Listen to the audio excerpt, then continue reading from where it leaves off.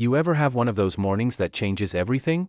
For me, it started with steam curling off my coffee mug at 6 a.m., the smell of dew on asphalt, and the hum of sprinklers hitting driveways. Then came her. Brenda Hale. Designer clogs, fake pearls, and a face like she was chewing lemons. She pointed at my patrol car like it was radioactive waste. "That eyesore doesn't belong in a family neighborhood," she shrieked. And right there, before sunrise, I realized something important. Brenda just called the cops, on the cops. Name's Marcus Hendricks, County Sheriff. 6 months ago, I was just trying to rebuild my life after losing my wife to cancer. The bills had gutted our savings, so I sold the dream house and moved my twin girls to Birchwood Estates, a neighborhood so beige it could put a paint factory to sleep. The HOA brochure promised community values and peaceful living. What it didn't mention was the self-appointed dictator patrolling the sidewalks with a clipboard and a superiority complex. Brenda Hale, compliance coordinator, neighborhood tyrant, and the kind of woman who irons her jeans.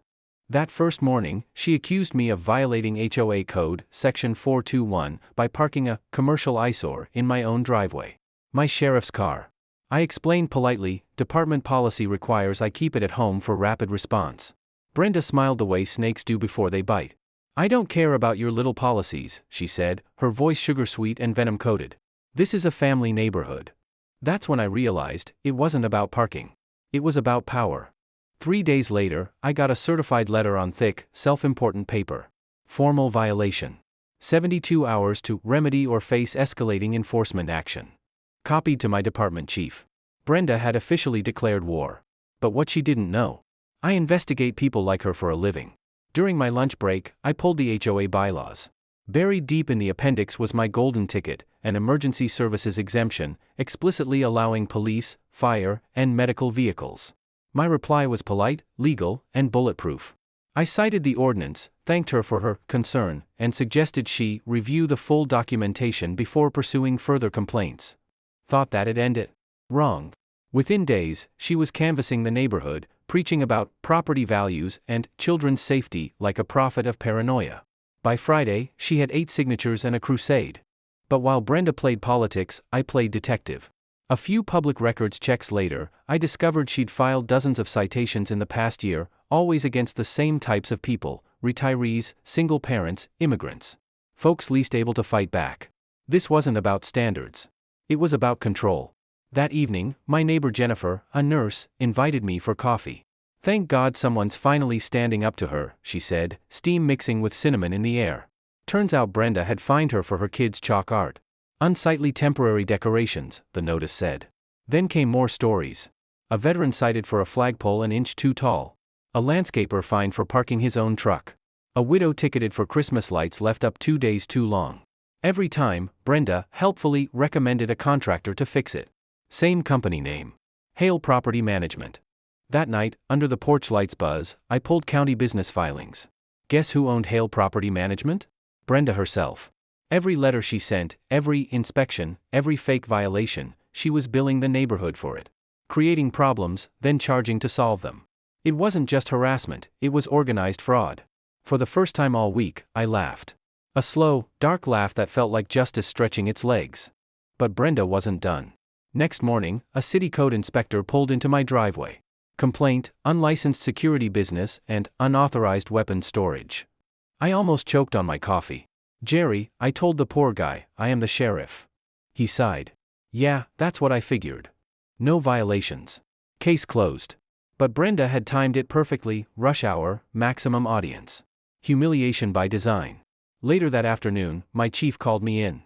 Apparently, a county commissioner received another complaint about me abusing power. "Marcus," he said, "we know it's nonsense. But just park your patrol car at the station for now." That's when it hit me: Brenda wasn't trying to win. She was trying to wear me down. Weaponize bureaucracy until I gave up. Classic bully move. Unfortunately for her, I've spent 15 years breaking bullies.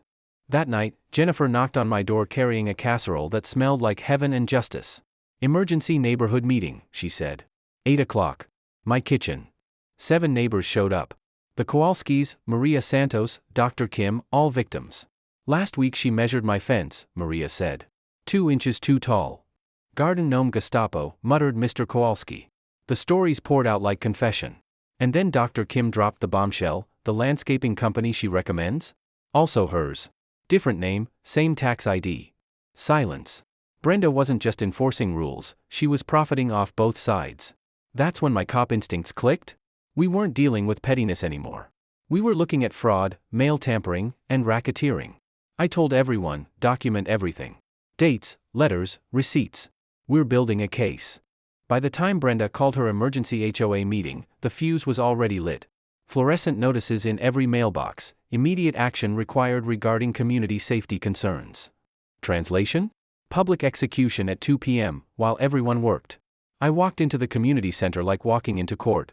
12 people in attendance, half her loyal followers.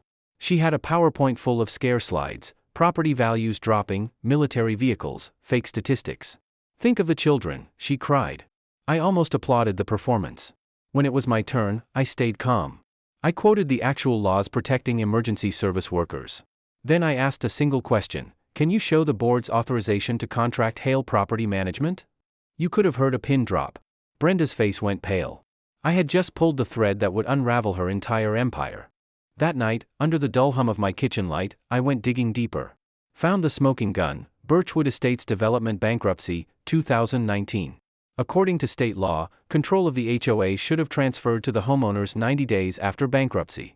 But that never happened. Brenda's company just kept operating. No elections. No authority. For 2 years, she'd been running a fake HOA, issuing fines, collecting dues, threatening liens, all without legal standing. We hadn't been paying fees. We'd been paying protection money. I laughed. Not bitter this time, pure, predatory joy. She'd built her empire on paper lies, and I had every document to prove it. The next morning, I sent a neat little file to the State Attorney General's office labeled, Suspected HOA Fraud, Birchwood Estates. Inside, contracts, bank transfers, complaint letters, and a full timeline of harassment. By Friday afternoon, investigators were already asking questions. That night, tucking my daughters in, Sophie asked, "Daddy, is that mean lady going to make us move again?" "Never, sweetheart," I said, kissing her forehead. Sometimes bullies think they've won, but they forget that some people know how to fight back properly. A week later, Brenda's house sat dark. For sale sign in the yard. Rumor was the state seized her company accounts. Turns out, justice doesn't always need sirens, sometimes it just needs patience, paperwork, and a sheriff who drinks his coffee before sunrise. So here's my question for you: what would you do if your HOA tried to tow your work vehicle off your own driveway? Drop a comment below, and tell me your HOA horror story. Because one thing I've learned, you don't have to wear a badge to stand up to bullies. You just have to stop letting them think they're in charge.